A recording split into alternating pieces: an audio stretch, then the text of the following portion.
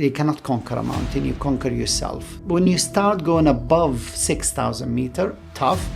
8,000 meter, it's a completely different game. You need to have the goal. Why are you here? It wasn't just a dream. It was more of a calling. It was something that I felt God calling me to go up and top of the world. I would try to convince people to say I'm going to be the first Arab to climb Everest, and nobody took me seriously. I had that dream, and I'm sure everyone have a dream.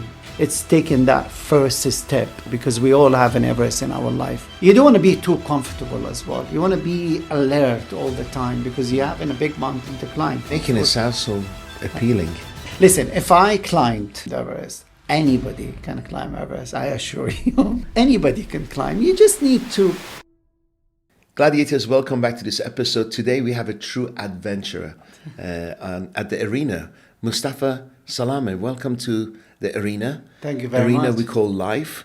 And you have had a wonderful life of adventure. But what I like to do is start from the beginning, if you don't mind. Because Sure. you say you're a refugee. Yeah, So, my mom and dad are refugees. They are from the day of Nakba, 1948 and 1976. This is when they moved from Palestine to Jordan. And so they're originally Palestinians. Palestinian. My mom from Jaffa, my dad from Ramallah. Yeah. And then are they still with us? They are in Wonderful, Jordan. wonderful. So, my- they set home in Jordan. Yeah, they So set home in Jordan. You were born in Jordan. I was born in Kuwait. Okay. I was born in Kuwait, and then we moved. My grandparents were in a refugee camp, so we used to go there, refugee camp. We stayed there for 6 years. I went to school there. You remember school. it? You remember the refugee camp? Yeah, of course. No. Yeah. Wow, amazing. Yeah. How old are you, if you don't mind me asking? When I was at the refugee camp, 6 to... How old are you now? I'm 54, 55 in Oh, really? June. Oh, shame on you. Shame on you. I thought you were still in your 40s. So in the 1970. Yeah. Yeah, you were. That's I incredible. was born in 1970. So after I was in Jordan, went to Kuwait. You were born in back. Kuwait? Yeah, came back to Jordan. I finished my high school. The Gulf War happened. 1990. 1990. So I finished high school, and then I had to come back with my family. My dad had to leave Kuwait. Everyone left, and we went back to Because of the war, of course. Yeah, went back to refugee camp, and I couldn't go to university because... What's life like in a refugee camp? You know what? It was beautiful life. Refugee camp's good. I remember I Community. used to... Yeah, it's an amazing community. You have all your family around. All the neighbors are your family.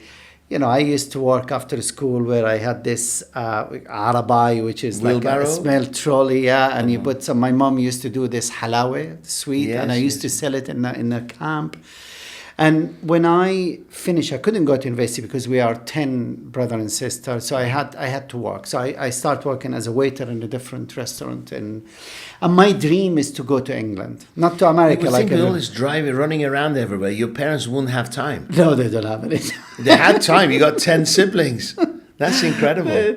It was, we lived in a very small 2-bedroom They flat. couldn't get away from each other. we have this bunk beds, they sleep. Don't tell me any more details, please. It was like, Mom, Dad, good night.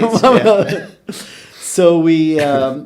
So I was working in this restaurant, and I'm serving. There's this big table, and this guy said to me, do you want to go to London? I said, it's my dream to go to London. And he said, my brother is the Jordanian ambassador in England, and he wants somebody to work in his house, to make coffee and to clean.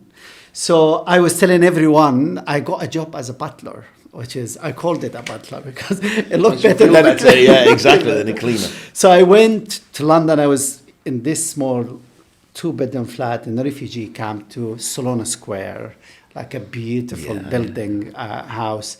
I got a lovely room in the basement. I was so happy. Start working. I couldn't communicate with anybody. I wasn't allowed to go out too much. On Sunday, I used to go to Harpike Corner to watch the speakers, and I really wanted to do something. So I made the decision, 1 year in embassy, and I have to leave. So one night, I left, and then in the 1990s, it was great. You didn't give him notice. You just packed your bags and left. I just left because I thought, I don't want to be living like this. Yes. as I would say it, the slavery of the 21st century. It was in my, it was a great ticket to come in, but then I just had to leave. So I wanted to work as a waiter, but no English whatsoever. So I found this restaurant in Richmond called the Naked Turtle. Sorry, yeah. It's a wine jazz restaurant, and I was so lucky. The guy who worked there, who owned it, is a Palestinian American.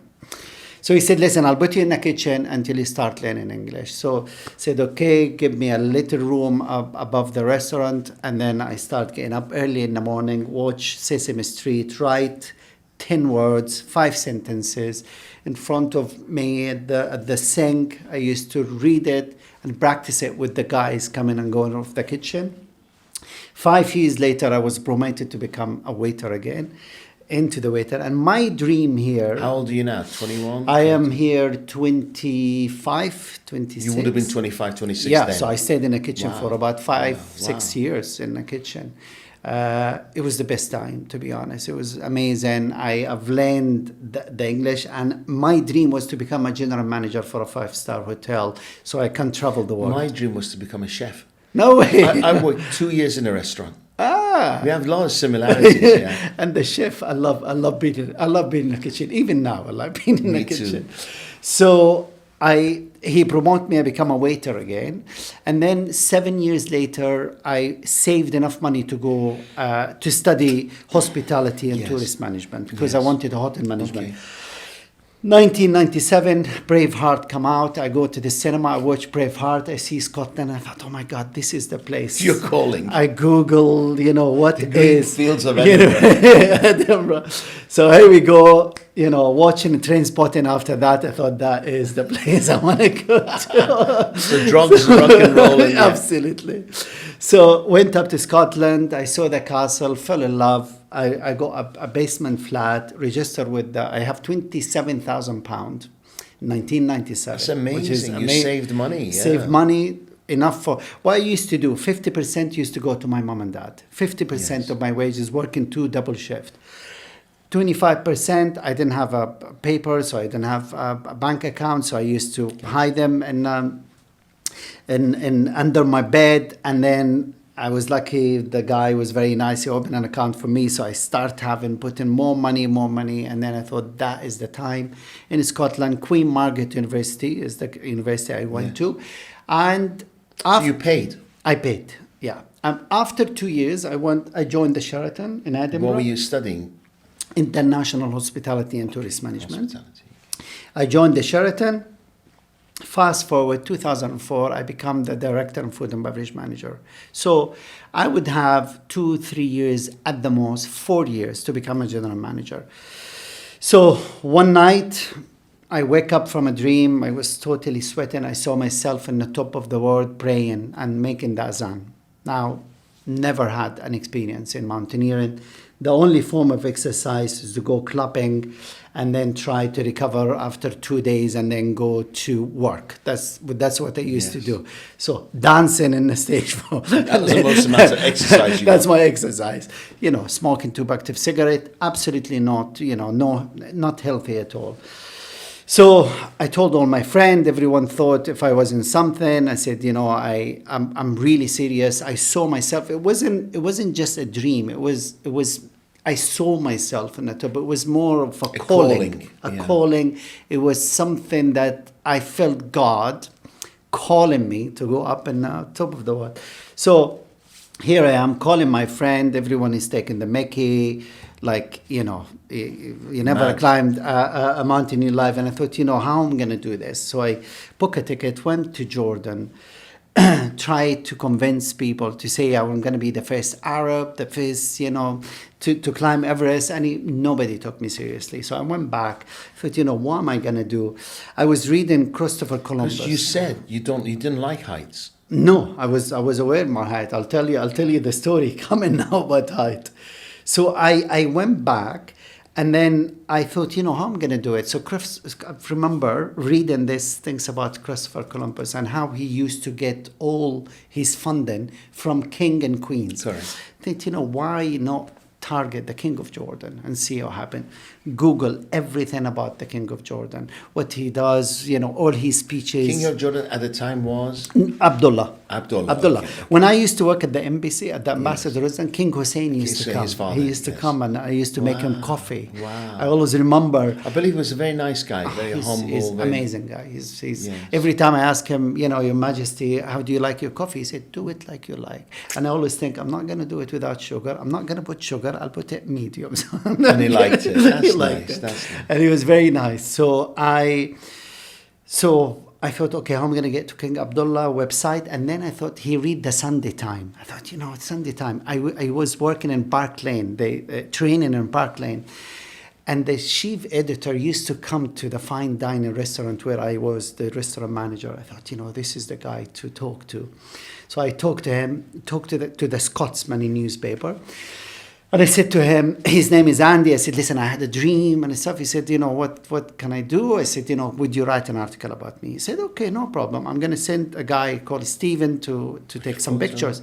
So Stephen said, listen, let's go to, went to Edinburgh. In Edinburgh, I don't know if you know, there is a hill there called Hillary. There is a big hill in Scotland, and he said, let's go there, and because there is this part, and you can. So we are walking, and I'm out of breath. We're going up, and he said, "Are you the guy who's climbing Everest?" I said, You're yes. never going to make this. Yeah. You can't climb this hill. You can't make Everest. He said, "Are you climbing to the top, or are you going to base camp?" I said, "No, I'm going up to the top." He said, "Okay." So we went and he said, you need to climb this so I can take a photo. I said, "Listen, I'm a bit scared of height." So you know what he did? Like, what the hell is this article I'm writing? He lay down on the floor, I swear. He took the photo. So 2 days later, I'm Scotsman, and all my friends looking at the thing said, "How on earth did you climb it?" I mean, I was just like this from the thing, and the guy is hanging there. He wrote this article. I went to this article with the Sunday Times, so he sent it to this guy. They wrote an article, said, "Climbing for Peace and the King of Jordan." This was in February 2004. My dream was January. This was February. March 2004, I had a call from the King office saying, come, and I meet this guy. He said, okay, we will. You never climb anything. Do you have a plan? I contact a company called Jagged Globe in England, in Sheffield, and they specialize in people who's going to climb. So they put me this program. Said you need to do a 5,000, 6,000, 7,000, 8,000, and then you can go to Everest. So fast forward, I went the first time to Nepal in April 2004. Did you meet His Highness? Not yet. His Majesty? No, not yet. Didn't meet him yet. Still, with these guys who's in his office. They give me the fund. And they said, listen, April you go to Nepal, May you go to Tibet, and they monitored June, all your progress. all the progress. It wasn't like, here's the cash, off you go. No, they have the stuff, they paid the stuff. I went in. 2005, I went to Everest. I didn't make it. I went up to about 23,000 feet, Everest 29, and I had to go back because I had an ulcer, a bleeding ulcer. Oh, really? So I had to go down. 2007, I went back. I was sponsored by Princess Haya and Prince Ali. Went back again. I didn't make it. I had a chest infection. I was coughing. I dislocated my ribs, and I had to come back. Thought, okay, back in 2008, I went back. And then I was there for 72 days. I made it to the summit in Jordan, Independence Day. And I called His Majesty from there. I called my mom and dad. And then I went back. I was knighted by His Majesty. And he said to me, what's the plan? I said, I would love to climb the highest point in each of the 7 continents. I have the experience now. So I got fund, and I was sponsored by Royal Jordanian Airline. And by this time you quit work. You're not working quit anymore. Work. No, okay. No. It's a full-time job, this, isn't it? A full-time job, yeah. Because when I left work, I said to him, can I have 1 year unpaid leave? Mm-hmm. And they agreed, because I thought, I don't want to leave all this and go. You built a career, lots of years of hard work. If this doesn't work, I still have my career. So they were really nice. Sheraton was like amazing support for me. Okay. So went back, climbed the 7th summit, went back to His Majesty. He said, what do you want to do now? I said, my passion is become this. I'd like to go back to university and do a master's degree in outdoor education studies. Okay, off back to Edinburgh. I worked for the Edinburgh International Festival while I'm studying. I did my master's degree. I finished. I came back, and I said, I want to go and ski the South Pole and North Pole. Now, I've never skied in my life. And then I trained how to ski. I got a great sponsor. So I was the Land Rover ambassador for the Middle East and North Africa and Turkish Airlines. So I had the proper good sponsorship by Omnia, by Jordan Kuwaiti Bank, off to South Pole, which was the most difficult things in my life, more difficult than Everest. You ski for 65 days, you sledge behind you 180 kilos, 24 hours sunlight, exhausting. I mean, I lost 21 kilo. I came back, I've done the South Pole, I've done the North Pole. I went to Greenland, I crossed Greenland from south to north. And then and I never knew this. I wasn't really planning to do something called Grand Slam of mountaineering. Then in the National Geographic Society, I was number 13 in the world to do what I did. Now there is 21 people in the world to do the Grand Slam of mountaineering and polar adventure. So I finished all of this, and I had this article in Financial Times. A journalist called me and he said, we do this every week. We ask people, what's the two things you take with you? I said, I always take the Quran, and I always take with me techno music. This is the most two important things for me. On the mountain, in the South Pole, without the techno and house music, I wouldn't be able to do what I did.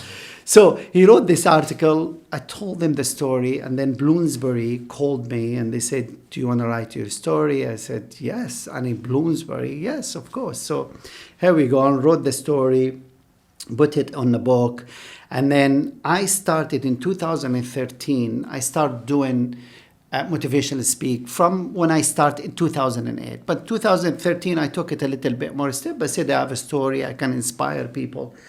And I started doing stuff for NGOs. So I went to King Hussein Cancer Center, and I did a talk for boys and girls. Like, they all had cancer. I brought my tent, I put the gloves and the goggles, and they were really happy. So the nurse came to me and she said, there is one girl who is 11 years old. She can't come out because of her immune system. Would you go to her room? I said, yeah. So I put everything. I took my laptop, sat down, 11 years old, and she changed my life. And it can tell you that it doesn't matter who changed your life. It can be somebody tell you something and change the course of my life. So I was all doing, first out for Mr. doing how this. Did she change your life? Did she start to say something?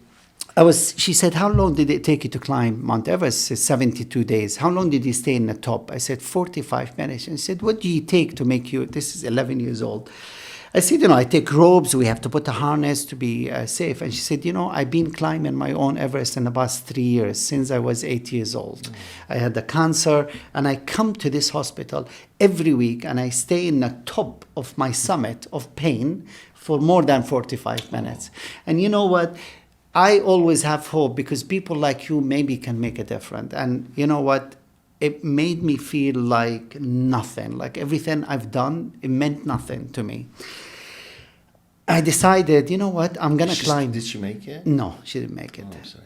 And I thought, you know what? I'm going to climb for cause. So I start bringing people, celebrities, because I told you to come with us to Kilimanjaro. Then you went. We will talk about it. I'm gonna keep behind you until you do it. We will talk about it. So I put team together. 2013, I took them to every space camp, all celebrities, CEOs, big companies, very known people, to be able to fundraise money. First trip, 650,000. Second trip, I took them to Kilimanjaro, 1.7 million. And then we are in 2025 now. I were able to help to fundraise $7.5 million for refugees, for cancer, for different stuff. I took the first man on a wheelchair to climb Mount Kilimanjaro, a blind group, people with amputees, different refugees from Ukraine and Afghanistan and Syria, Lebanon, with really severe injuries and stuff. Yeah, I took them up to the top. So I thought, you know what, that is my calling. That was all about the dream, is to help other people. Did you phone Sheraton and say, look, Just extend that 1 year to 20 years. I said, actually, the human resources manager, he worked here. He's responsible in all the Marriotts here. He's a good friend of mine, a Scottish guy called Richard, and he's here now. And he said, I knew you're not gonna come back. I said, no, after you hit the mountain, you're not gonna come back. So, yeah, so that's the story. And I believe that, I've done what I've done. I had that dream, and I'm sure everyone have a dream. It's taken that first step that, because we all have an Everest in our life, and Everest can be anything for anybody. So, and I watch people, saying they want to do stuff, but they're not taking that first little step. And if you've taken that single step, the whole life will change. And that's how I did. And I'm not a general manager for a 5-star hotel, but I was able to do something that more to people that I will ever be able to do. That's amazing. I've got 1,000 questions to ask you. Sure. Tell me what it's like to get to the first base. To Everest. To the top of Everest. No, the first. The first place. It's beautiful because you know what? How long does it take from? It's 14 days from Kathmandu. Yes. So I've been to Nepal a few times. Oh, yeah. Okay. So you take the bus. You take the flight from Kathmandu. Yes. Oh, really? To Lukla. And okay. each 1,000 flight, one will go down if you like it or not. So what you do I've is... been on those jets. Yeah. Oh, it's horrible. You'll do the wudu, you say, La ilaha illallah Muhammad Rasulullah, and you enter the thing. But now we go, I'm there in May. I'm leading an expedition in May. But now we take helicopter to go to Lukla. Forget the plane.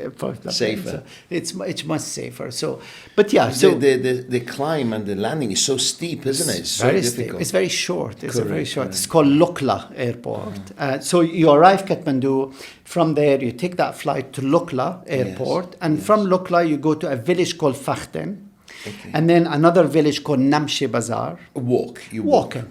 But it's beautiful because you go through all these The villages, countryside you is visit incredible. all these lovely monasteries. The food is Has it amazing. been commercialized? It is commercialized, but you know what? It's how when you go there, it's not about the attitude. It's not about the altitude. It's about the attitude. Your attitude towards. You go in there it's a spiritual journey more than anything else. For me, I always tell people, go there. It's not about the summit. It's not very spiritual if you're listening to techno. In your Well, ear. I know it's important, but that's also techno as well. I mean, it gets you higher than you are in a higher place. But it is a spiritual journey that you take. You meet all these people, and you've been to Nepal. What they say to you is namaste. My soul is greeting your soul. This is how beauty it is. And when you're in high altitude, it's something about the body that the body is fighting to climatize on high altitude. So your mind it's so awake. Everything is awake on you. It's an awakening. Yes. But also you are walking every day for 6 to 8 hours. You're enjoying, it's a beautiful fresh air. You get to all these villages. The food is amazing. The whole journey is amazing until you get to Everest Base Camp. And then when you get to Everest Base Camp, this is when, after about 12 days, you reach Base Camp, you're there in a tent, you're there for 2 months. Is it just uphill walking? For those 12 days? It's just 12 days. Just uphill. a nice... Just up and down, up and Okay. down. So you start with... Are there edges of hills and mountains or not really? No, It's all flat no. land? It's a nice walk, and So somebody like me who's scared of heights won't feel the heights. No, you'll be fine. You'll be absolutely fine. Okay. You walk. You're just slowly climbing. Yeah, you're slowly climbing. You're taking it easy. The high altitude. That's why we stay in different villages, because what you do in mountaineering, they say you climb high, you sleep low. So we arrive Lukla, we're at 2,100 meter. You go up to about 2,600 meter, then you sleep at 2,100 meter. Wow. And then you go up to 3,300, and then you go down to 3,000. So your body is almost climatizing slowly. Very slow. You feel like dizzy, lightheaded? Yeah, everyone will feel. Like seasick type of thing? A little bit of secret, your stomach sometimes, you have a heavy stomach, you feel you want to go and throw up. Yeah, but purge. But you just need to understand it in your head. Listen, that's just a normal thing. Pretty much everybody feels that way. Yeah, I think everyone will feel it if How you go wonderful. there. If you Okay. go for the And then you're really selling it to me. So well, no, you after you climatize, you're gonna go like, oh my god, this is amazing. if you make it, right? So and then your shoes and stuff are really important, because if you start getting blisters and things, you're screwed, aren't you? Absolutely. I mean, you need to have the right hiking shoes where you wear before you go there. See, okay, 70. So don't buy new ones. No, like to 'cause you buy gotta new wear one and them, go. No, yes. you need to wear them. But listen, 70% of climbing mountains, or going to the Antarctica or the Arctic or Greenland, or walking through Iceland, all these places, which is the real like adventure. 70% is mentally. It's mentally. You need to have your gladiator and switched on. You work like everything in your head. Now, the other 30%, which is very important, because one of 10% is not working, it's going to affect that 70%. 10% is money and sponsorship and time. So you need to put the time, because you need to train and stuff. You need a year, time and money. The other 10% is technicality, which is what to wear. How you feel, your body is not getting wet, you're not getting sweaty, you know what to wear. So you try stuff until you're comfortable. And the last 10% is training and fitness. You need to be fit. You need to bring your heart rate under 50 if you can. If you can't, under 60 is great. But that's need the discipline. That's need you train every single day. Doesn't matter where I am, I will always wake up. Cardio training. Yes, cardio training is important. If you do in high altitude, of course you need some strength. But if you go into the South Pole, you need muscle. Endurance. You need to put at least 7-8 kilo muscles. Because you're going to lose it, and you're going to pull the and because you're going to slate. pull. So on high altitude, you don't need big muscles. Okay. You need a nice lean muscles, because with big muscles, you need water. So it's not about muscles. The muscles need to be here. So these 3%, I'll give you an example. If I'm Are climbing... you constantly training? I'm always, yeah. So always. what's your routine with training? Morning, now Ramadan is different, but let's say before Ramadan, I'm always up at about 4:30. I get up, I go to the mosque, I do Al-Fajr, and then I do some reading. I come back, I go to the gym, I do my 10K run. What do you do in the gym? I do 10K run, I do some Stairmasters. What pace do you do the 10K? I mean, I did Jogging. 10K, about 40 minutes. Wow, amazing. Yeah, 40 minutes. I will, Pretty nice. good pace, yeah. Yeah, good pace. I mean, I do about 10 times, maybe 5 times a week, 10K. So that's 50K. I do some cycling. I do swimming in the afternoon. And then I keep myself. How about injuries and stuff? You suffer from injuries? I mean, I did, yeah. But, you need to recover from the injury. I don't like to do operations and stuff. I like to recover and make sure Naturally. what is the best way to do it. And, so I've been very, very lucky, alhamdulillah. Do you have wife and I've been- kids? yes, yeah, I have five kids. I have 4 boys and I have 1 girl. The girl is now 8-month-old. Amma. Congratulations. Thank you. I always wanted a girl. So you got 4 boys and a girl? 4 boys and a that's girl. Yeah. congratulations. So, That's and all amazing. my boys are very sporty. They all like, I mean, no. So they follow you type of thing. You're disciplined. Yeah. Is your wife disciplined? in sports My and wife stuff? is very disciplined. Yeah, Ruba is very disciplined, and she's. How did you meet your wife? Instagram. So I have my ex live in Ireland with my 3 boys, and here is Ruba, my new wife, which we've been married now for 4 years. We met on Instagram. So yeah. So she married a famous person. Well, I married a famous. She's a poet as well. Oh, is she? Oh, congratulations. Okay, Thank you. Base camp 1, 12 days. So base camp, you're right. Base camp. This is your home. That's gonna be home. And for how the many next- people are in this base camp? The worst thing is I remember when there was a storm. That was a base camp where I lots was of people there, died. Yeah. You were there? Yeah, I was there, yeah. I was there, and I'll tell you the story. That's why I called my younger son, I called him Sammy Everest, because he saved me, because then my wife, she had to go early in the labor, so I had to leave, and I thought I'll take a helicopter, leave, and come back. And that when the avalanche happened, I came down from Camp 2. So a lot of people you remember passed. Yeah, I remember. Yeah, lots of Sherpa passed and stuff. And unfortunately, I mean, you have, base camp is, I'll describe, base camp is like 2 football fields. And you have people from all over the world. You have about 700 people. And you go... At any time? At any time. Is it a good time of year to go? It's climbing? always May, April. Okay. The people start coming in mid-March. Because it's like springy time, yeah, spring it's before the best summer. Time. Yeah, it's the best time. Summer is not a good time.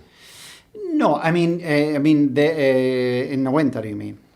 May is spring, summer, isn't it? Yeah, summer. So April, why is May. that? Why not summer? Because I would the have thought, monsoon. Because the monsoon. The monsoon starts in Asia, and then lots of rain and wind and it's warm. moist. Oh. So and then you start having avalanches. So that's why you need to get out before. So there's before always June. snow. There's always snow, no matter when you go. There's always Yeah, snow. but you know what? The first time I was there in 2004, and the last time I was there 2 years ago, you can see now the rocks are coming out. You see, yeah. witnessing global Oh warming. yeah, 100%. I mean, I witnessed global warming the most at the North Pole and Greenland, not the South Pole.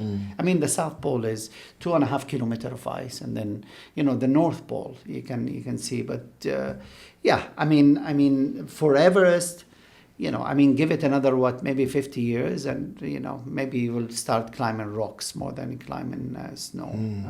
But yeah, it's the global warming. And So going back to Everest, we're going to go to the North Pole. How long we've got? We've already been 40 minutes. I'm really enjoying this, by the way. Thank you so much. So the base camp 1. Base camp, you stay. How long do you stay there before you go stay to? there for a week, and you have to do something called puja, which is the Sherpa have to do this prayer. They bring a monk to do it before they go up, and then we get all our clothes. It's all being placed. Every single time. Every single time. person who climbs Everest. Nobody can go up because they want to take. Because for them, it's the mountain is the goddess. Is a goddess. So you are going into the goddess of the mountain. So you have to be cleansing your soul, and that's what they do. So base camp. 1 week. You have Camp 1, Camp 2, Camp 3, Camp 4, and then the summit. From base camp to Camp 1, you have to go through this ice fall, which is big blocks of ice, and then you have to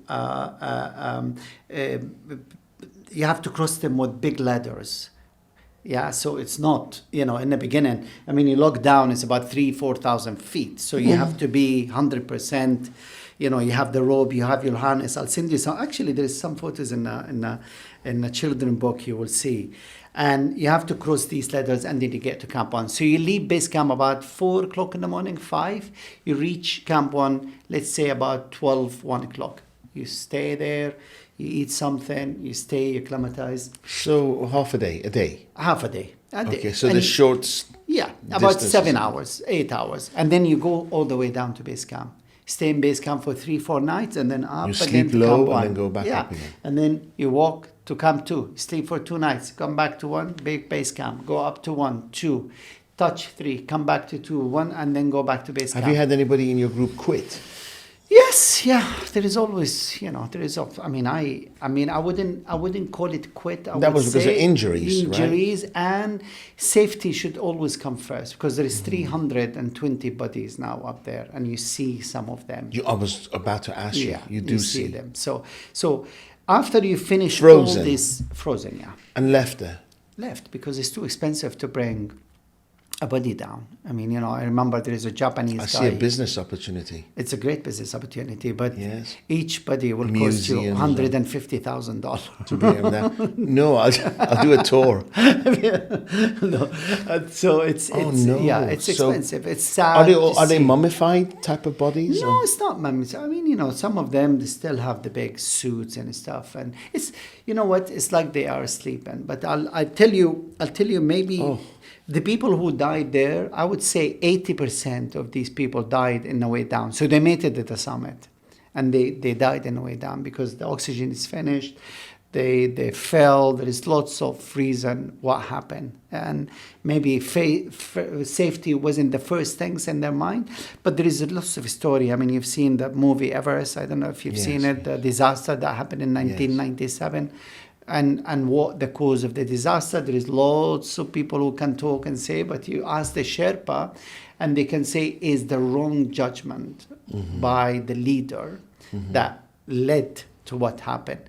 Now, when you are in the mountain, nature, you cannot beat the nature, and you cannot conquer a mountain. You conquer yourself. Nobody can conquer a mountain. You can, whatever the mountain is, from Mont Blanc to whatever mountain. If the weather change very quickly, you're screwed. You are under massive pressure. So you have to know. And it changes quickly. Very quickly, and very cold. Is it constantly windy there? No, not so. I mean, when we climb, you choose the time when it's not windy, because now you have the technology to tell you the weather forecast. What you need to know, how long it takes. When is the wind coming. So it's not like when Hillary climbed in 1953. I mean, it wasn't. Nothing was it. No, is Hillary your hero? You think on what? Well, the Sherpas were with him, right? They're the heroes. Yeah, right? I mean, to be honest, He's a Westerner. Because I didn't grow up looking at mountaineering and stuff. And you know what? I tell you a story. When I Googled Everest, I swear I thought Everest was in America, because everything is big in America. I had no idea where Everest was and how high is Everest. I've never heard of Hillary, and I didn't know these people. I would say on the mountain, my hero is the Sherpa. It's the Sherpa who took me to the top. The Sherpa, because without the Sherpa, nobody can climb Everest. And the Sherpa, short, they smoking the cigarette. Right? They're strong. Yeah, right? They don't go to the gym. They don't have what we have, but they have the power of faith. They go there with all their heart. They really work. And the guy who... Do they actually enjoy it, or are they doing it for the money? Yeah, I mean, some of them enjoy it, some of the money. Like the guy took me, his name is Lakpa Chiri. Do you use the same guy all the time? Always. And he's the only human to paraglide from the top of Everest in 2011. And he's the National Geographic Man of the Year and stuff. He didn't even have the small little Nokia. I always say, why not have some Instagram? And he said, no. So he completely cut himself away from all of this. He does what he loves. He teach people how to paraglide. When I climb, he will come with me. I took him to Elbrus, to Russia, to climb. I took him to Kilimanjaro. We do stuff. I brought him to Jordan when I published the first children's story. So, and we love, he come when I want to climb and I have a team, he come with me. But, he's not bothered about the fame and the money and stuff. No, he's my age. He's about 54, 55 now. Amazing. Yeah. And you wear oxygen tank, right? I wear oxygen, yeah. Do they as well? Yeah, absolutely. They couldn't do it without. I mean, you hear about somebody who climbed Everest without. Some. There is, very little percentage, but, not many people can climb Everest. You do see some people who without. I mean, I saw one in the way down, but he's dead, the Swiss guy in that 2008. Wasn't a good tactic. It wasn't, he didn't have any support. He didn't have any, and you know what I always say. You can tell that he wasn't geared up properly. No, he wasn't. I mean, everyone knew that, he didn't have a Sherpa, he didn't have a radio, he didn't have anything. He went in his own, completely solo. And, he lost his life, and, that's... So people know of him, how it happened? And yeah, see, I mean, he didn't listen to anyone, he just went to... there is lots of story that you will know from the people who there. I mean, you want to ask, what's the story? Ask the people who were there. You might have some journalists who write an article and stuff. He wasn't there because he heard, listen to the people who were there. And in these camps, there's restaurants, there's a Wi-Fi.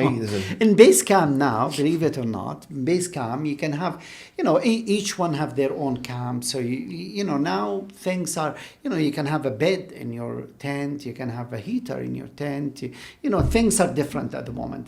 But when you go up camp 1 and 2, these are like luxuries. A bed and a tent, heater is a luxury. And it's freezing cold as well. I mean, it doesn't matter what they give you. You don't want to be too comfortable as well. You want to be alert all the time because you're having a big mountain to climb. Because when you start going You're out... making it sound so appealing.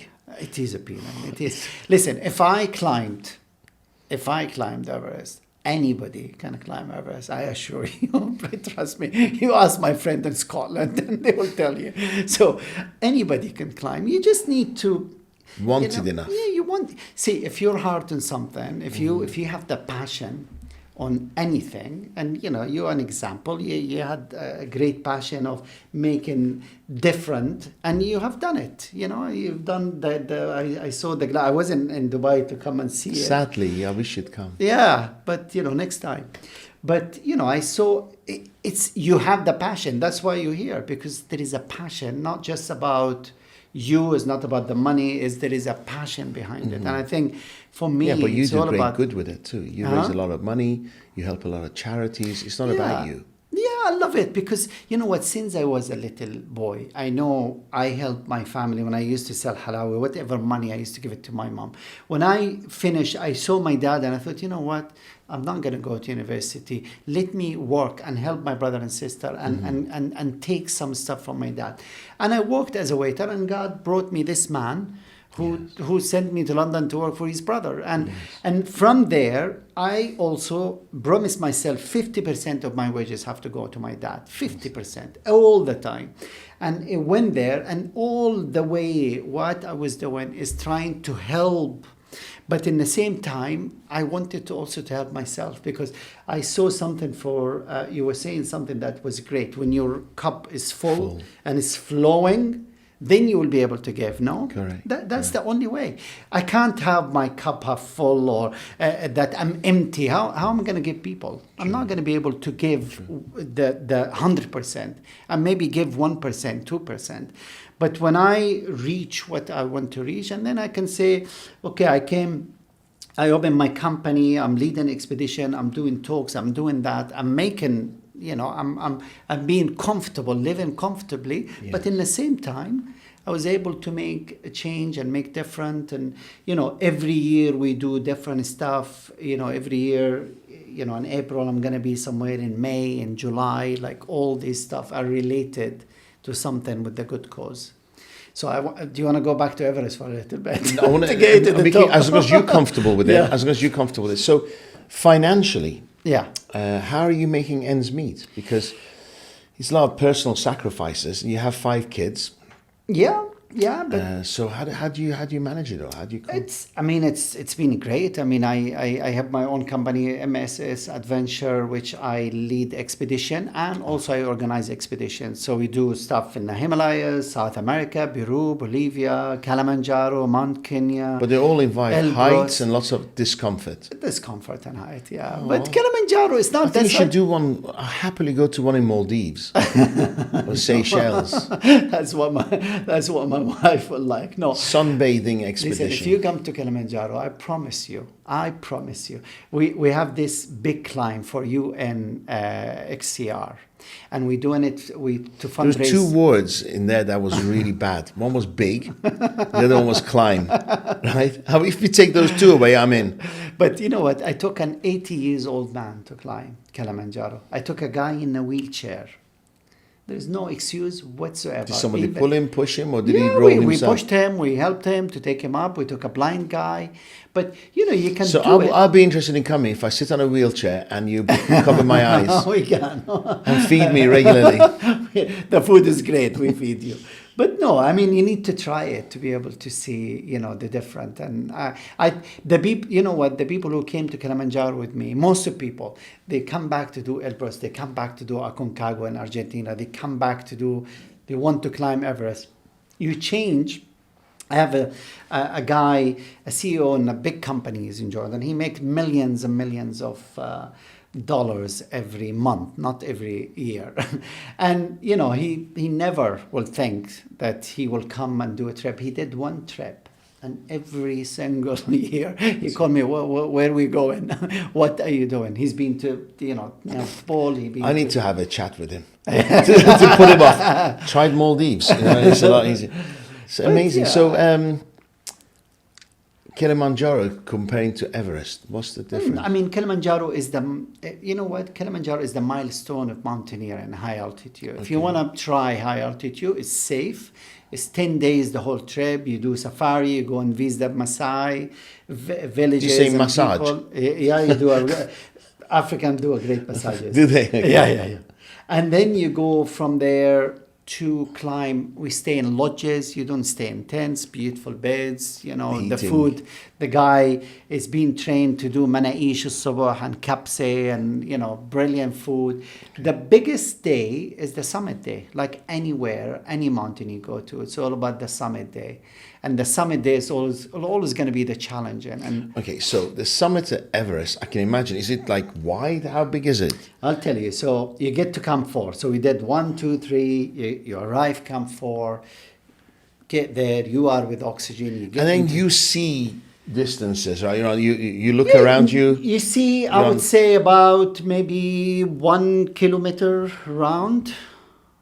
And there's a drop. And then all around you there's drop. And then you can see up top, just going up. You know, you can see all these headlights going up the night before, coming down. So you stay in this camp. It's 8,000 meter. So they call it the death zone because 16% of oxygen.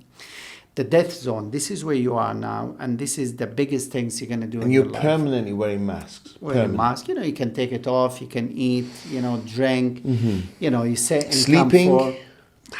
Difficult to sleep in that, you know, you need to lay down and get your body rested. You might sleep for an hour, but you need to rest your body. And then you need to write your will. You know, whatever, then in 2008, how much debts I have that they need to pay.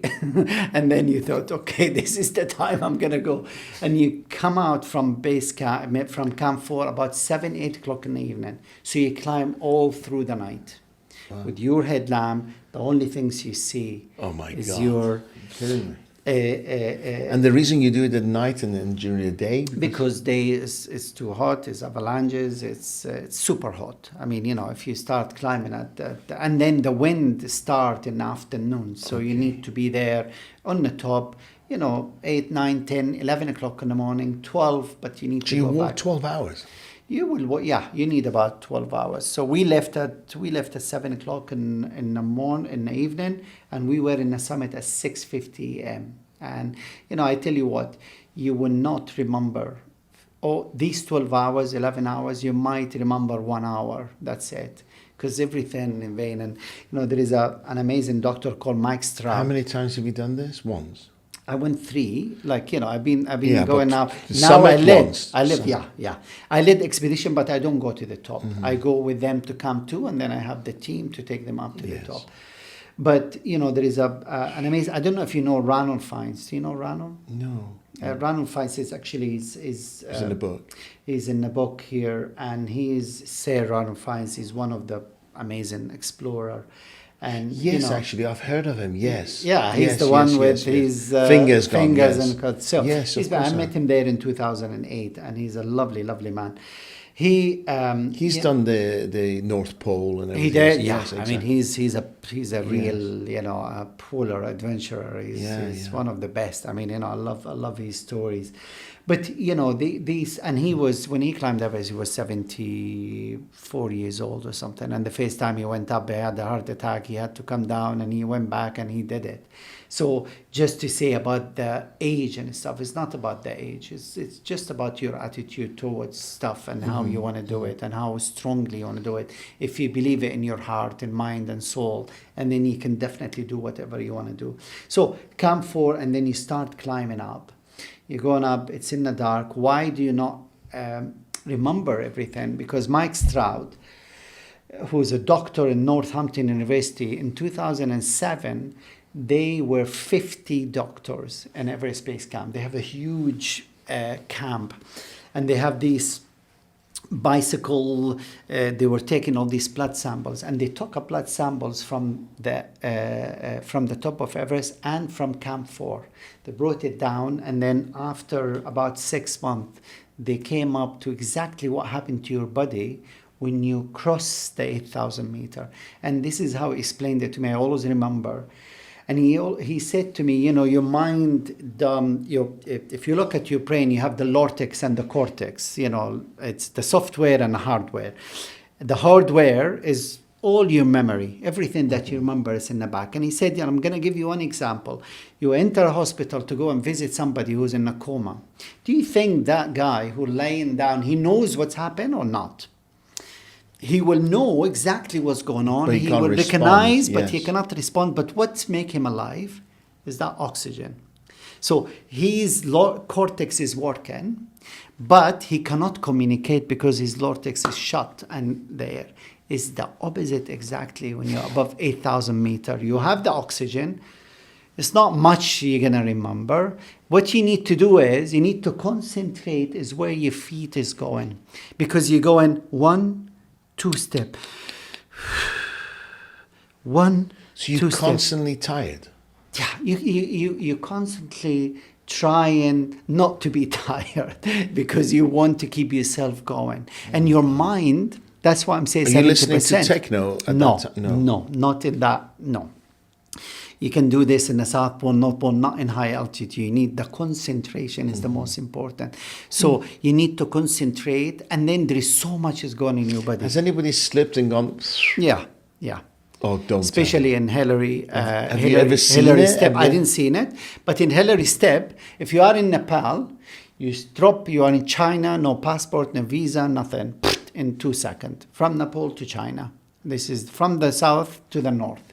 You are down there, and there is people who fall and died, and people. So when you're going, you're thinking, SHIT. If I slip, I'm down. Yeah, but you know what? There is a rope all the way from Camp 4 all the way to the top. So you click the rope. So you're gonna be careful always. This is how people fall because they don't clicking yourself.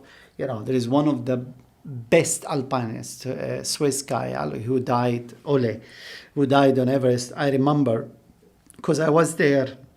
I think it was 2019 or 2018, and he slept from Lubitsch. He was to climb Notse or Lotse, and and they had to collect some of his body to put it in the bags and take them back home. So it's, there is no ego. See, the best things to do when you're on a mountain, you need to go home. If you have a small safe, small safe, but you go there, switch it, lock it, and go there and just give yourself to this mountain and have so much respect. Because as I said, you're never going to conquer it. You conquer yourself. The mountain, there's so many people up and down. Is there much bonding between the people, or people are too tired to bond? You just stay in your own zone? There is. I think, you're very vulnerable, huh? It's the, and you definitely, like me and Lakpa, we connected really well, and it's great. We are in Camp 4 in this tent, but in the headlamp, it's dark. He's praying, I'm doing my prayer. He's doing his prayer. And then, we both going up. He's a Tibetan, I'm a Muslim. And we're going up. And, he know that my biggest goal is to make the azan in the top of the world, because that's the dream. That is how the dreamt of making the azan, and and I had these cameras and stuff, and we had it. So you got the 7 a.m. 6:50 a.m. 6:50. So got to the top. What is it? How? There's nothing. Listen, there is nothing you see there. I mean, it's a very small area, and this is bigger than You go up like this, you take the photo. There's and lots everything of else is steep. Steep, everything is up. Is there a rope up to the top? Everything, rope, all the way until you get near. So the Sherpas over the years have put the ropes in for safety. Well, every year now they call them the ice doctors. They start putting the ladders, the ropes, and then after about 3 weeks, there will be Sherpas from different companies who come together, and then they will all go and make it to the top. Put all the roads and they come back. Incredible. They do all the hard work. Yeah, incredible. So this is against ice or rocks? Yeah, ice and rocks. But the ice can melt. You can no, I mean, the ice, you have these like big screws that you put them in and go through very, very the whole. safe. Yeah, I mean, it's not like, it's the ice, what they call the blue ice, where they put all the ropes and stuff. You climb up. I went up to the summit. I had a satellite phone, and I called my dad. I said, Dad, you know, my dad was up all night. He was so happy, and I said, you know, I want to talk to my mom. So he wake my mom, and I said, Mom, I'm in the top of the world. And she said, did you have your breakfast, Mother? I said, no, Mother, I'm in the top of the world. And you called. That's the only thing my mom was worried about. Yeah, they worry. So, and then you called the king. They gave me a satellite phone, and they said, it doesn't matter what time you called. Now, 6:50 a.m., I think 7 in it's Jordan. Like 3 in the morning or something. Exactly. And I thought, okay, I mean, that's too early. Because I thought I'm going to get up about 10, 11. But alhamdulillah, we were absolutely strong. And you know what? We were on the summit in our own for 45 minutes. You know, I have this footage. So there's not queue of people saying, right, go on. And you've had your photo. You've got your selfie, move on. We passed everyone. We got on the summit. What was the size of your group? No, I didn't. Just me and just you and him. Wow. Yeah. The third attempt, I didn't go with the group because I thought, you know what, I've done my experience. I have a brilliant Sherpa, and I don't want to be connected to anybody. I want to go on my pace. I want to do it. So yeah, I called. They gave me a number to call. So I put the number. I called. You know, I said, my name is Mostafa Salameh. I'm talking from the top of the world. I want to speak to His Majesty. And this guy put the phone down. The king office. He must said, you know, 3:30 in the morning. It was this guy maybe on something. So I thought, fuck, what am I going to do? So I tried to call Prince Ali, his brother, his mobile, calling, and then he answered.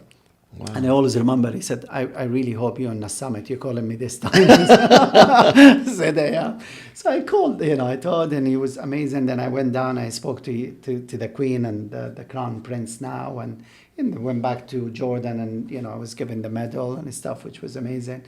But yeah, it was a big support that he also gave me. And I think, you know, I think if he didn't believe in what I was doing, I think it's going to become more difficult for me, you know.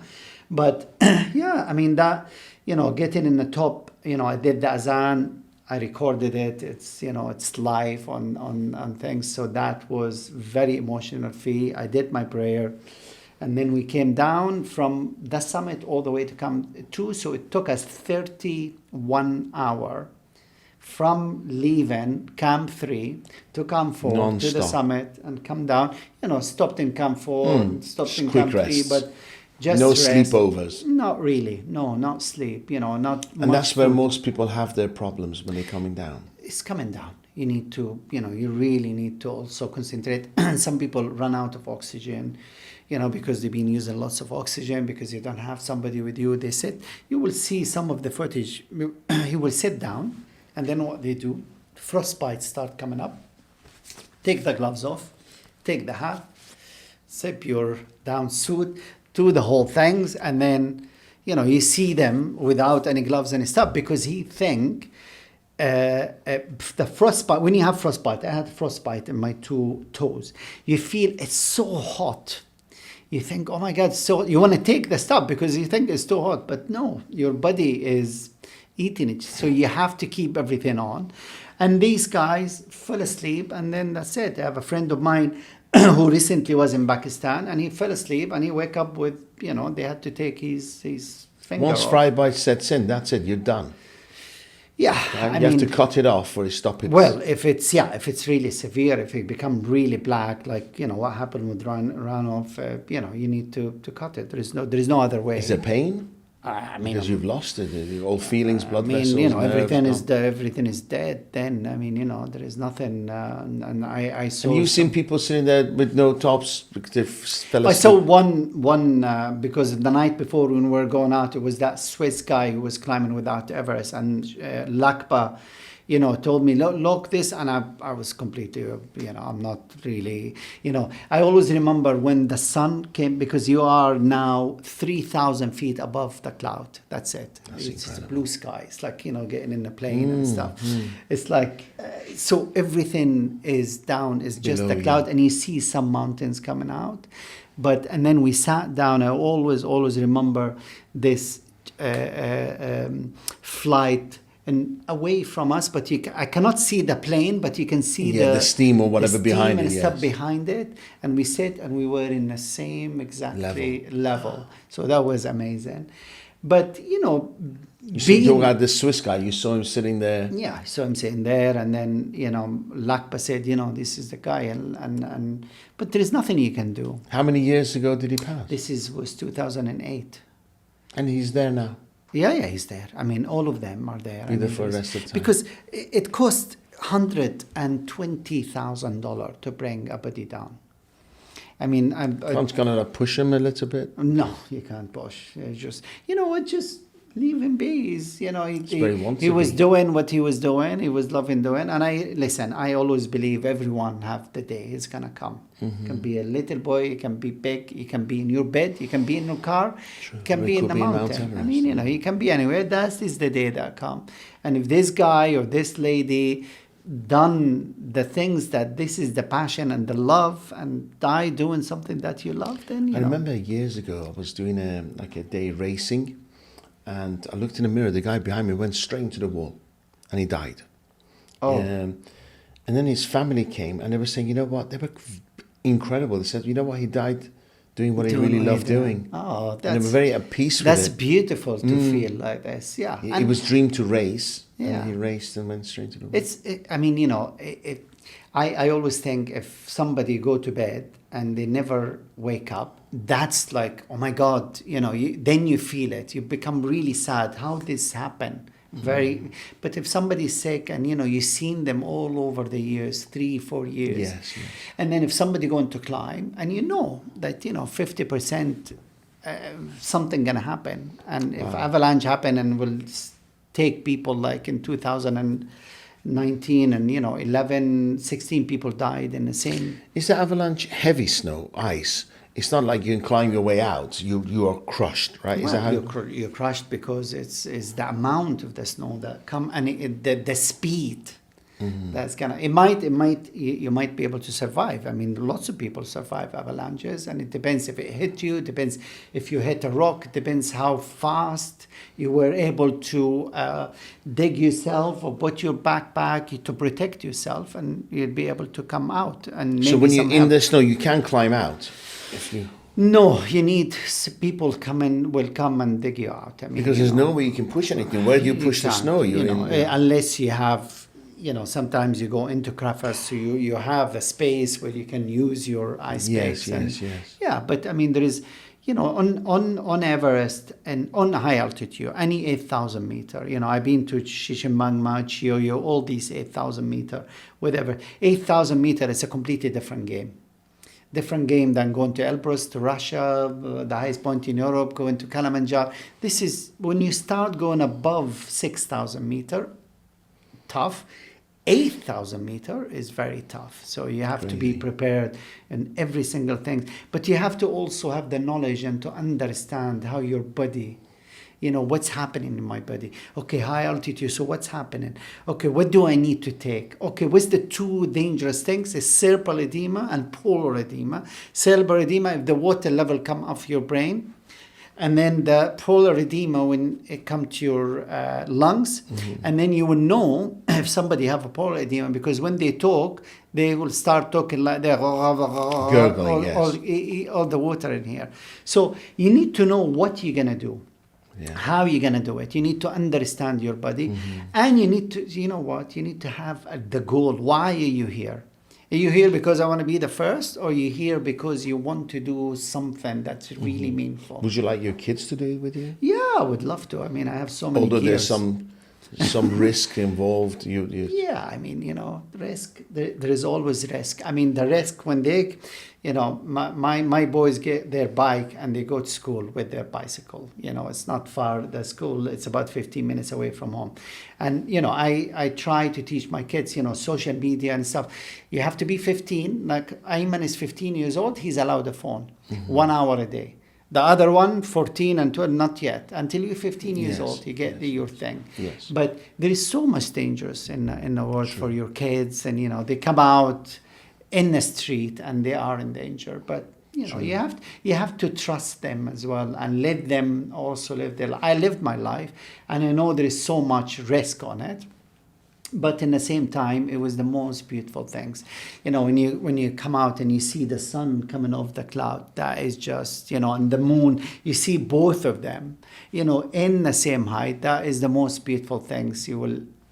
That's the views when you go to Kilimanjaro, and it's all about meeting people. It's all about making friends from different, because it's not about the mountain, it's about the people of the mountain as well. Wow. Yeah. So out of it all, the South Pole was the toughest in your South Pole is the toughest, 100%, because it's the training of the South Pole. Because you need to train, you need to start with a small tire like car, and then a big one, a lorry one, and then two, and then you sledge. You do this every 3 times a week. You go to the beach. With you? You had dogs? No dogs in the South Pole. No dogs. No, you sledge. There's no dogs in the South? No, North Pole there is dog. You can't take the dogs to South Pole? No. Why? Because they don't like them dirtying the South Pole. It's not. I mean, it's too cold? Yeah, it's too cold, and it's also the dryness as well. I mean, the North Pole. Yeah, I believe there's a desert there. Yeah, it's the driest desert. It's a desert, and there is nothing. You don't see nothing. You don't see anything. You just walk. And I guess because you don't see anything, it's very difficult to get your bearings, right? Or size of things. Something that could be 10 kilometers looks like half a kilometer. Absolutely, right? Yeah. But, you need to have your compass. Mm-hmm. You don't want to rely too much on electronic and GPS and stuff. You need to also rely on, you the old-fashioned. Were you by yourself or a group of people? I was by myself in the South Pole. So in the North Pole, I was with a group. I was in Greenland. So you set off. Where do you set off? You set off. So you fly. This is like my worst nightmare. I respect you so much. Actually, you will love it.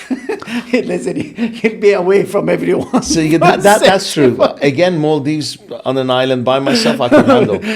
By the way, toilets and stuff in the Everest. What do you do? On Everest? You have, I mean, when you start going up, you just need to dig a hole and you said if you are... So when it's freezing cold, you still have to take your down and do a quick jump. Yeah, very quickly, so you don't have any Yeah, you freeze, right? But in the South Pole, you need to carry your things. You need to take it with you, but in the there are governing bodies that monitor... I mean, there's nobody monitor. You monitor it because, you are in this a way to behave in place. environment. And you have to be really... you have to take responsibility of what you're doing. You have to eat 6,000 calories every single day in the South Pole. So you're carrying it. So from the edges to the middle to where you got, how long did it take? 65 days. And so you're carrying food for 65 days supply? Yeah, of course, yeah. You have to well, the positive is when you get there, you're a lot lighter than when you start. Every time and then you got to go all the way back? No. Helicopter back to base, and from base you wait for this big Hercules plane like Russian taking you to you go back to a place called Punta Arenas, which is the last point in Chile, and then from there you go and put yourself in a shower for the first time after. I mean, you have showers, of course, in the South Pole. You have to keep yourself. So you go. What you do is you grab in the morning the sun. No, you set up the camp. You have the sun hit your thing, so it's nice and warm inside. You take all your clothes off. You go outside quickly. You put lots of snow in your body, and then back to the snow. Soap and snow, or just snow? No, just snow.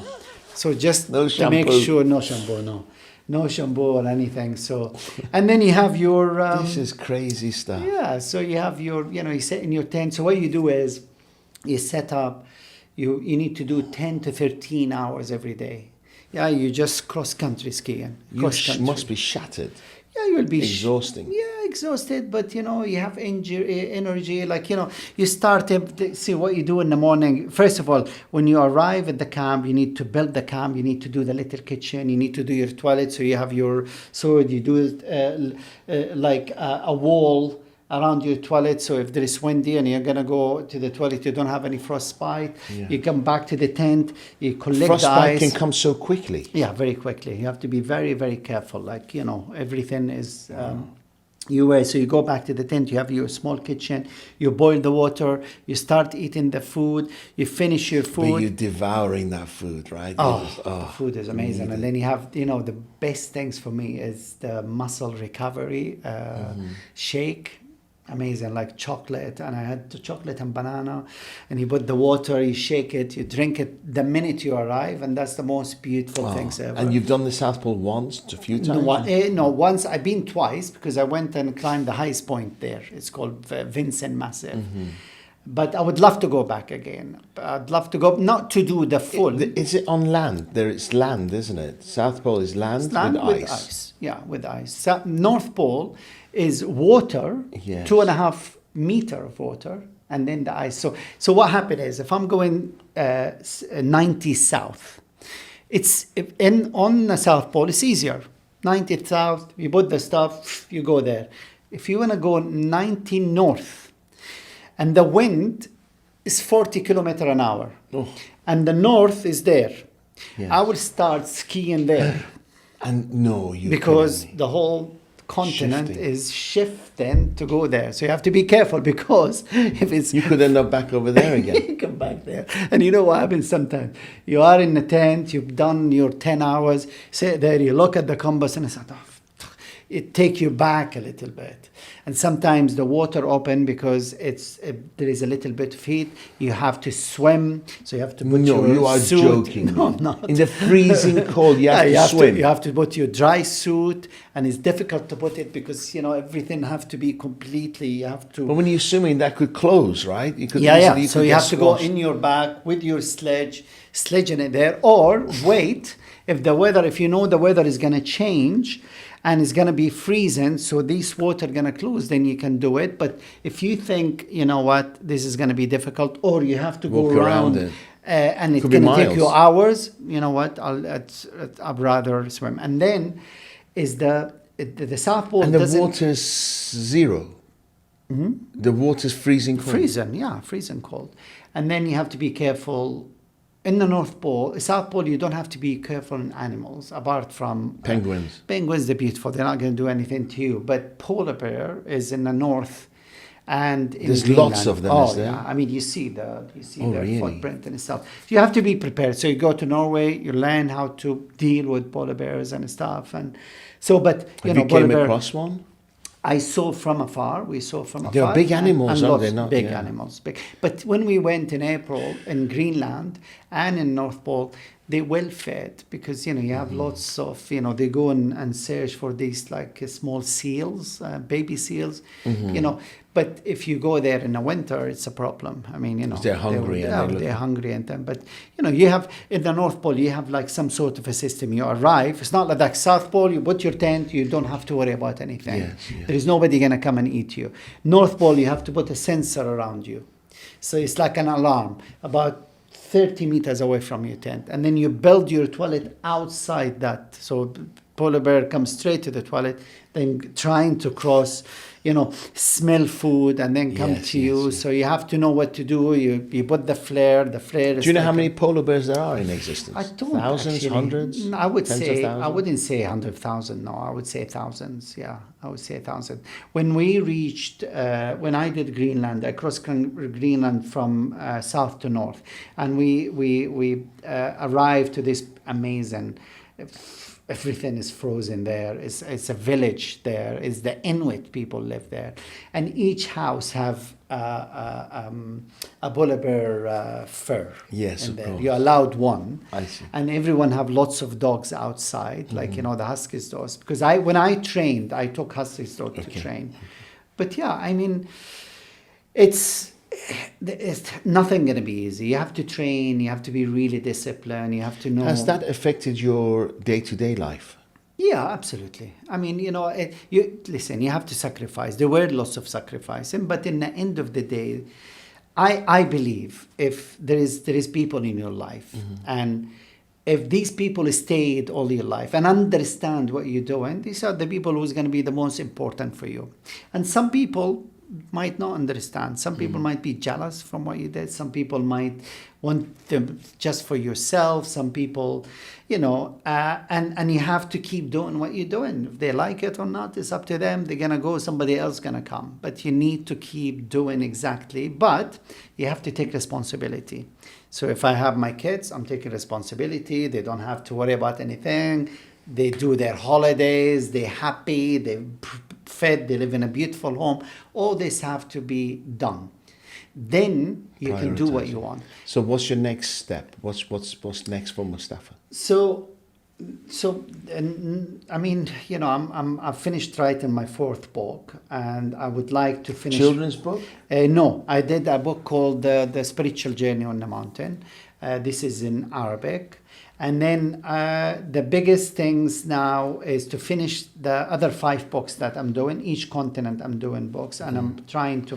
Do you write them when you're there, or you write them from home? I put notes. I write notes always, and then I put them all together. I mean, amazing. It's a beautiful. I love writing. I love reading. So. And inshallah, this book has been written as a script. So yes, when did this come out? This is Dreams 2016. Wow, 2016. So we might see it a movie sooner or later. And so working in this, still, in April, going to Kenya with 20 doctors. It's a campaign called Campaign 52. Started with 52 operating in women of Kenya in a village called Eldoret. Is the champion village. This Eldoret have about 14 gold medals from the Olympic. It's long absolutely distance. Amazing. And then the guy, if you know the guy who did the marathon under 2 hours, the one who passed. Not the one who got in an accident. No, not this one. No. He still lived there, so we're gonna meet him on the 1st of April. And then these 20 doctors gonna operate 250 operation. We're gonna fundraise money. You organize this, Mostafa? Yes, we're gonna do a documentary, and I'm taking these doctors in end of June to Mount Kenya to climb. And in July, we have a climb for UNXR here in Emirates. So we have 10-15 people are going to come. We're going to fundraise $1 million for education. And then, May, I'll be back in the Himalayas. And, so... So you're busy? Yeah, it's good. Are you doing motivational speaking? I do. Around the world? Or around mainly the world, around the world. I did, in Canada, America, here, in Abu Dhabi, Dubai, in Jordan. I do schools, universities, and corporate. So I enjoy it. I love doing. Inspiring people is a good thing. When you see people's faces changing. And you know what I do? I would always make that atmosphere. We put the tents with kitchen tents. We put all your dehydrated food. I bring somebody. I make them wear the down suit. You have mountain around you, and we talk about kind of experiencing without having to go. Yeah, you talk about leadership, team. All the stuff that any company needs. All the stuff any school kids and somebody who just finished university or finished school and he wanted to do something. So we try to, I always like to do each one I do in a different way to come in and see what exactly they are aiming for. And do you have a team with you? Do you have I have two people who work with me, which are amazing. So they deal with the bookings. They do. This guy is amazing. He's very professional. He keep me and he knows he knows better than me everything that's going on around me. It's good to have a team. Yeah, it's brilliant. Yeah, having a good team with you, I think, is super, super important. And absolutely. Yeah, so. Yeah, it's amazing. It's been an honor. Yeah, honor is mine. I can honestly tell you that I will not be joining you in any of your expeditions. That's about. I will have to take you. But if I know that I'm not coming, maybe we start here. Maybe let's start in. 47 years I've been battling every single day, and right now I just want an easy life. Yeah. I know. You got to push. Maybe we'll have a different conversation next year. Okay. Yeah. I think because you know why? Because somebody like you, you're an inspiring guy. Somebody like you will love it because it's that way. I like my space. I like nature. Yeah. Don't danger and heights. Well, you know what? Forget. Put me on an appointment and I'll close the deal with anyone. Forget Kilimanjaro. Let's take you to a lovely 4 days hike in Topkal, Mount Topkal in Marrakesh. Bring your kids. Yeah, we'll go to Mount Topkal. Is the highest point in North Africa and the Arab world. Do you know what I'll do? I'll definitely bring my kids. I'll come. Then I'll say, you guys go. have a great time. See you in 4 days. I'll be in the spa. And we'll eat. I'll be in the spa. Yeah, I'll have the food ready for you. Don't worry it's about amazing. it. It's amazing. It's amazing food there. I don't give a damn about social media, but I just I like the beach. I like the beach. Yeah. You know what? I'm not too of a beach guy. You're too active. Yeah, I like, I'll go and stay, we go and stay for a weekend or 3-4 days. Well, that's long enough for you. But yeah, I get bored to just sit by the beach and, So you're busy all the time, yeah? Yeah, I mean, I can feel it. it. It's good to be busy because, the more active, and I see this, I see it. What really inspired me, this 70, 80 years old man who's still climbing and doing stuff. That's what's inspiring me. Really amazing. That's what I look and say, that's what I want to be. I don't want to sit and, I want to keep doing this. In the same time, you need to be disciplined. Yeah, and you're doing a lot of good as well, which I honour you for. Thank Do you still have all your toes? You haven't lost any toes or anything? Yeah, a little bit here and there. Not too much. Just a little bit. Yeah, thank God you got them in the shoes and nobody sees it, right? Nobody sees it. No, apart from nobody see it. So. It's been an absolute honour, my friend. Honour is mine. Let's do it again soon. Yeah, definitely. Thank you for coming. I honour you and I salute you, Gladiator. Thank you. A true gladiator. Thank you so much. Thank you. Gladiators, see you next time. Thank you.